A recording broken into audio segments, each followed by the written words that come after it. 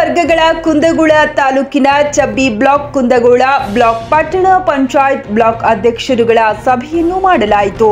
ಇದೇ ತಿಂಗಳು 14ರಂದು ಬಸವ ಜಯಂತಿ ಹಾಗೂ ಅಂಬೇಡ್ಕರ್ ಜಯಂತಿಯನ್ನು ಹುಬ್ಬಳ್ಳಿಯಲ್ಲಿ ಹಮ್ಮಿಕೊಂಡಿದ್ದು ಎಲ್ಲ ಸಮುದಾಯದ ಜನರು ಭಾಗವಹಿಸಬೇಕೆಂದು ಪೂರ್ವ ಸಿದ್ಧತಾ ಸಭೆಯನ್ನ ಮಾಡಲಾಯಿತು. ಹಿಂದುಳಿದ ವರ್ಗಗಳ ಗ್ರಾಮೀಣ ಜಿಲ್ಲಾಧ್ಯಕ್ಷ ನಂದೀಶ್ ನಾಯ್ಕರ್ ಮಾತನಾಡಿ, ಬಿಜೆಪಿ ಅಧಿಕಾರಕ್ಕೆ ಬಂದಾಗಿನಿಂದ ಜನರನ್ನ ಗೊಂದಲಕ್ಕೆ ದೂಡುತ್ತಿದ್ದಾರೆ. ಕರೋನಾ ಸಮಯದಲ್ಲಿ ಸರಿಯಾದ ಪೂರ್ವ ಸಿದ್ಧತೆಯನ್ನ ಮಾಡಲಿಲ್ಲ. ನೋಟ್ ಬ್ಯಾನ್ ಮಾಡಿದ್ದರಿಂದ ಸಣ್ಣ ಸಣ್ಣ ವ್ಯಾಪಾರಸ್ಥರಿಗೆ ತೊಂದರೆಯನ್ನುಂಟು ಮಾಡಿದ್ರು. ಬೇರೆಯವರು ಮಾಡಿದ ಸಾಧನೆಯನ್ನ ನಮ್ಮ ಸಾಧನೆ ಅಂತ ಹೇಳುವುದರ ಮೂಲಕ ಜನಗಳಿಗೆ ಮೋಸವನ್ನ ಮಾಡ್ತಿದ್ದಾರೆ.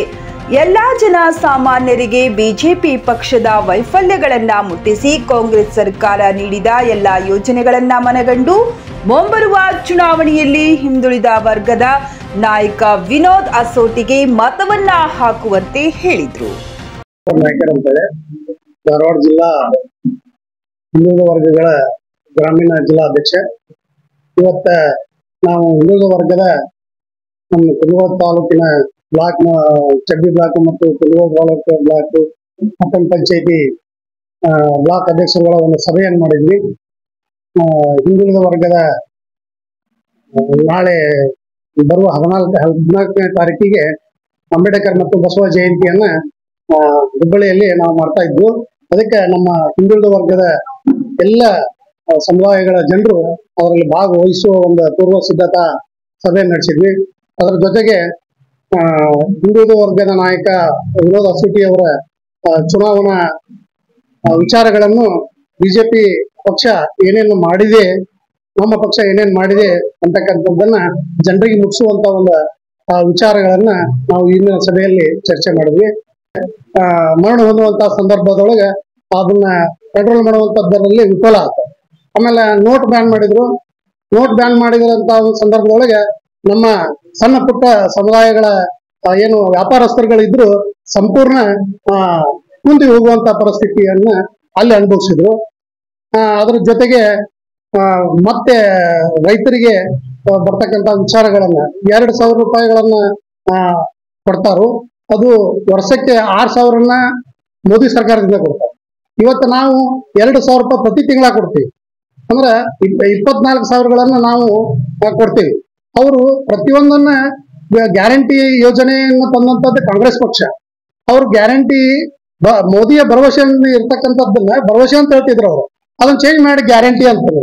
ಯಾಕಂದ್ರೆ ಜನರನ್ನ ಗೊಂದಲಕ್ಕೆ ದೂಡುವಂತ ಉದ್ದೇಶನೇ ಬಿಜೆಪಿ ಅವ್ರದಾಗೆ. ಅವ್ರ ಕೆಲಸವನ್ನ ಮಾಡದೆ, ಸಾಧನೆಗಳನ್ನ ಮಾಡದೆ, ಬೇರೆದವರು ಮಾಡಿದಂತ ಸಾಧನೆಗಳನ್ನ ನಮ್ಮ ಸಾಧನೆಗಳಂತ ಹೇಳ್ಕೊಂಡ ಜನರನ್ನ ಮೋಸ ಮಾಡಿ ಮತಗಳನ್ನ ಪಡೆಯುವಂತ ಒಂದು ವಿಚಾರದೊಳಗೆ ಅವರು ಅದಾರ. ಧಾರವಾಡ ಸಂಸದರು 4 ಬಾರಿ ಆಯ್ಕೆಯಾಗಿದ್ದಾರೆ. ಕ್ಷೇತ್ರಕ್ಕೆ ಅವರ ಕೊಡುಗೆ ಶೂನ್ಯ. ಅವರ ತಮ್ಮ ವರ್ಚಸ್ಸಿನಿಂದ ಗೆಲ್ಲುತ್ತಿಲ್ಲ, ಬೇರೆಯವರ ವರ್ಚಸ್ಸಿನಲ್ಲಿ ಚುನಾವಣೆ ಗೆಲ್ಲುತ್ತಿದ್ದಾರೆ. ಧಾರವಾಡ ಲೋಕಸಭಾ ಕ್ಷೇತ್ರ ಅಭಿವೃದ್ಧಿಯಲ್ಲಿ ಸಾಕಷ್ಟು ಹಿನ್ನಡೆಯಾಗಿದೆ. ಅದಕ್ಕೆ ಕಾರಣ 2% ಇರುವ ಇವರು ದೇಶದಲ್ಲಿ ಆಡಳಿತ ನಡೆಸುತ್ತಿದ್ದಾರೆ. ಹಿಂದುಳಿದವರು ಇನ್ನೂ ಮೇಲಾದರೂ ಪ್ರಜ್ಞಾವಂತರಾಗಬೇಕು. ಬಿಜೆಪಿಯವರಿಗೆ ತಕ್ಕ ಪಾಠ ಕಲಿಸಬೇಕು. ಇಲ್ಲದಿದ್ದರೆ ಸಂವಿಧಾನ ಹಾಳು ಮಾಡುತ್ತಾರೆ. ಕಾಂಗ್ರೆಸ್ ಬೆಂಬಲಿಸಿ ಈ ಬಾರಿ ಹಿಂದುಳಿದ ವರ್ಗದವರೆಲ್ಲರೂ ಒಗ್ಗಟ್ಟಾಗಿ ಕಾಂಗ್ರೆಸ್ ಅಭ್ಯರ್ಥಿ ಗೆಲ್ಲಿಸಬೇಕೆಂದು ಮನವಿ ಮಾಡಿದರು. ವಿನೋದ್ ಅಸೋಟಿ ಅವರು ಮತ್ತು ಪ್ರಹ್ಲಾದ್ ಜೋಶಿ ಅವರು ನಾವು ಲೆಕ್ಕ ಹಾಕಿದ್ರೆ, ಜೋಶಿ ಅವರು ದೇಶದ ಭದ್ರತೆ ಬಗ್ಗೆ ಹೇಳ್ತಾರು. ಆಮೇಲೆ ಆಂಜನೇಯ 40 ಮಂತ್ರದ ಬಗ್ಗೆ ಮೊನ್ನೆ ಹೇಳಿದ್ರು ಅವರು. ಯಾಕಂದ್ರೆ 40 ಮಂತ್ರದ ಏನ ಬೆಂಗಳೂರೊಳಗೇನ ವಿಚಾರ ಬಂತು, ಅದು FIR ಆಗೈತಿ.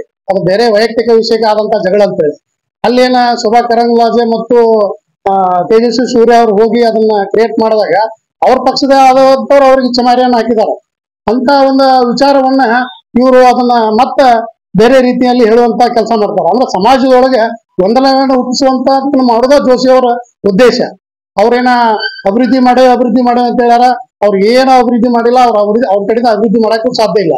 ಆಮೇಲೆ ಬಹಳ ಕಮ್ಮಿ ಸಂಖ್ಯೆಯಲ್ಲಿ ಇರ್ತಕ್ಕಂಥವ್ರು ಅವರು ಇವತ್ತು ಅವ್ರ ಓಟಿನ ಪ್ರಮಾಣಗಳನ್ನು ವಿಚಾರ ಮಾಡಿದ್ರೆ ಅವರು ಯಾವತ್ತೋ MP ಇಂದ ಇಳಿಬೇಕಾಗಿತ್ತ. ಅದು ಆಗಿಲ್ಲ ಅನ್ನೋ ಒಂದು ಉದ್ದೇಶಕ್ಕೆ ಇವತ್ತ ನಮಗ ಹಿಂದುಳಿದ ವರ್ಗಕ್ಕೆ ಈ ಟಿಕೆಟ್ ಅನ್ನು ಕೊಟ್ಟಾರ. ಆಮೇಲೆ ಕೆಲವು ಗೊಂದಲಗಳನ್ನ ಸೃಷ್ಟಿ ಮಾಡ್ತಕ್ಕಂಥದ್ದು ನಡೆದೈತಿ. ಯಾಕಂದ್ರ ವಿನೋದ ಶೆಟ್ಟಿ ಅವರ ಟಿಕೆಟ್ ಬದಲಾವಣೆ ಮಾಡ್ತಾರೋ ಮತ್ತೆ ಯಾರಿಗೋ ಕೊಡ್ತಾರೋ ಅಂತಕ್ಕಂಥದ್ದು ಐತಿ. ಯಾಕಂದ್ರೆ ನಮ್ಮ ಹಿರಿಯ ನಾಯಕರು ವಿಚಾರ ಮಾಡಿನ ಈ ಒಂದು ಕ್ಯಾಂಡಿಡೇಟ್ ಆದ್ರ ಸೂಕ್ತ ಅನ್ನುವಂತ ಒಂದು ವಿಚಾರ ನಿರ್ಣಯಗಳನ್ನ ತಗೊಂಡನ ಇವತ್ತು ಅವ್ನ ಅಭ್ಯರ್ಥಿ ಮಾಡ್ಯಾರ. ಅವ್ರನ್ನ ಅಭ್ಯರ್ಥಿ ಮಾಡಿದಾರೆ ಅಂತ ಅಂದ ತಕ್ಷಣ ಇವೆಲ್ಲ ಊಹಾಪೋಹಗಳು ಆಮೇಲೆ ಗೊಂದಲಗಳನ್ನ ಸಮಾಜದೊಳಗೆ ಸೃಷ್ಟಿ ಮಾಡ್ತಕ್ಕಂಥವ್ರ ವಿಚಾರಗಳು ಆಗ್ಯಾವ. ಎಲ್ಲರ ಒಟ್ಟಾರೆ ಸೇರಿ ಜೋಶಿ ಅವ್ರನ್ನ ಸೋಲ್ಸುದ ನಮ್ಮ ಉದ್ದೇಶ ಆಗೈತಿ.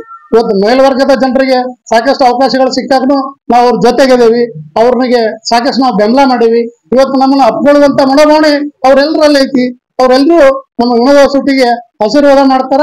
ಎಲ್ರೂ ಸೇರಿ ಇವತ್ತು ನಾವು ವಿನೋದ ಶೆಟ್ಟಿಯನ್ನ ಗೆಲ್ಸುವಂತದ್ ಮಾಡ್ತೇವೆ ಅಂತೇಳಿ ಈ ಸಂದರ್ಭದಲ್ಲಿ ಹೇಳಕ ಇಚ್ಛೆ. ಈ ಸಂದರ್ಭದಲ್ಲಿ ಕೆಪಿಸಿಸಿ ಒಬಿಸಿ ಘಟಕದ ಜಿಲ್ಲಾ ಉಪಾಧ್ಯಕ್ಷ ಮುತ್ತಣ್ಣ ಬನಮಣ್ಣವರ, ಕೆಪಿಸಿಸಿ ರಾಜ್ಯ ಒಬಿಸಿ ಕಾರ್ಯದರ್ಶಿ ಎಚ್ಎಸ್ ಲಕ್ಷ್ಮೇಶ್ವರ, ಧಾರವಾಡ ಜಿಲ್ಲಾ ಪ್ರಧಾನ ಕಾರ್ಯದರ್ಶಿ ನಂಜಪ್ಪ ನೆಲವಡಿ, ರಮೇಶ್ ಮಾನಿ ಇತರರು ಉಪಸ್ಥಿತರಿದ್ದರು.